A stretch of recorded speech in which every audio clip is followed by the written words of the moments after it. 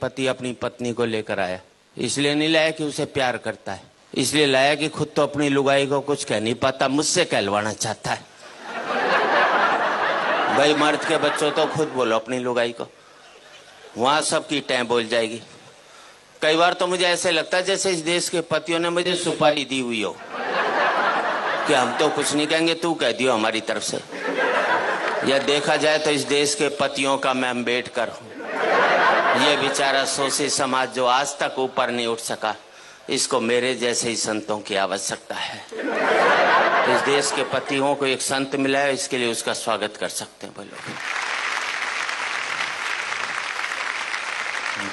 पत्नी नहीं देखे बस इस हिसाब से ताली बजाओ। और वैसे भी देखा जाए तो आजकल मार्केट में बहुत संत घूम रहे हैं, और दूसरे शब्द में कहूं तो मार्केट वाले संत घूम रहे हैं। जिस संत के पास जाओ एक ही बात कहेगा, माया त्याग दो। बोले क्या करें? बोले मुझे दे दो।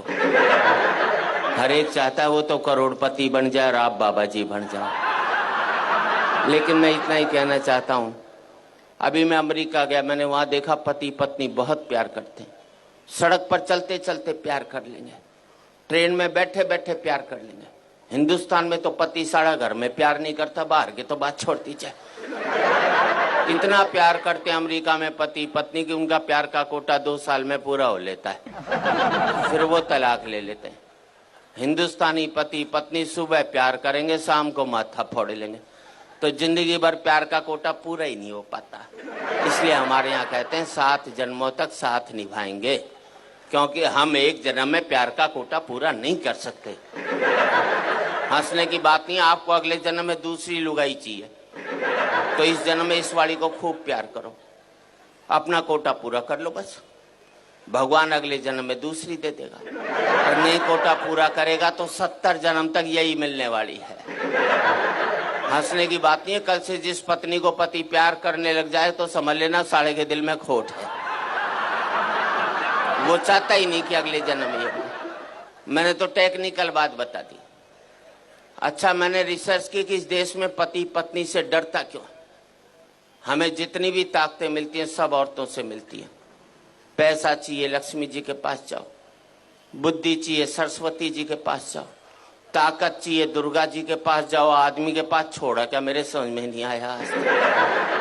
हमारे शंकर भगवान विष्णु भगवान बिल्कुल खाली बैठे, एक पावर नहीं दोनों के पास में, जिसे कहते हैं ना मिनिस्टर विदाउट पोर्टफोलियो। इसलिए एक जाकर बेचारा पहाड़ पर बैठ गया, और कपड़े भी कितने दिए पहनने को, देखो इसे, गले में सांप और डाल दिया। थोड़ी कसर बची थी तो जटा से गंगा और निकलवा दी ठंड के अंदर। पीने को मांगा तो विष पिला दिया। ऐसे में आदमी तांडव नहीं करेगा तो क्या बांसुरी बजाएगा भाई? सीधी से दूसरे को शेषनाग पर लिटा दिया, वो भी समुन्द्र में दूर दूर तक पीने का पानी भी नसीब नहीं हो सकता।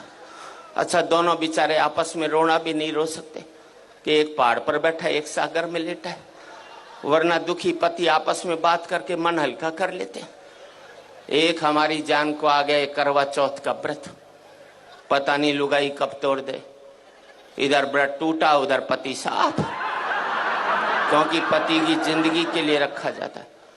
इस देश में 100 व्रत ऐसे हैं कि पत्नी नहीं रखे तो पति की सेहत खराब हो सकती। एक व्रतशाला ऐसा नहीं बनाया जो पति नहीं रखे तो लुगाई के जुखाम भी हो जाते, तो हम तो बल्ला भी नहीं निकाल सकते। अभी करवा चौथ को घराड़ी बोली सोने का सेट दिला, मैंने कहा मैं तो नहीं दिलाता। बोले व्रत तोड़ू के? अंदर से रोटी ले आई, बोले ला रहा है कि अभी खाऊं? मैंने प्राण जाएंगे, ले आया। विदेशों में करवा चौथ के व्रत होते नहीं, इसलिए वहां तलाक हो जाते। अभी मैंने ब्याह की 25वीं वर्षगांठ मनाई, अमेरिका में होता तो 25वीं लुगाई की मना रहा होता, करवा चौथ नहीं होता ना वहां।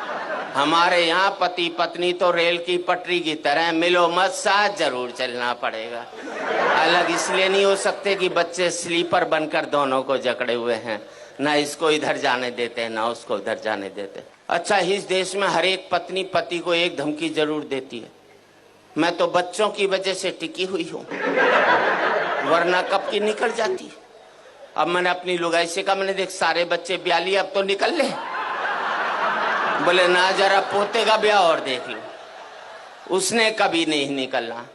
और मैं आप सबसे एक ही बात कहना चाहता हूं, जिन परिवारों ने ये बच्चों के स्लीपर मजबूत रख लिए वो पति पत्नी इकट्ठे रह गए, जिनके ये स्लीपर कमजोर हो गए वो पति पत्नी भी अलग अलग।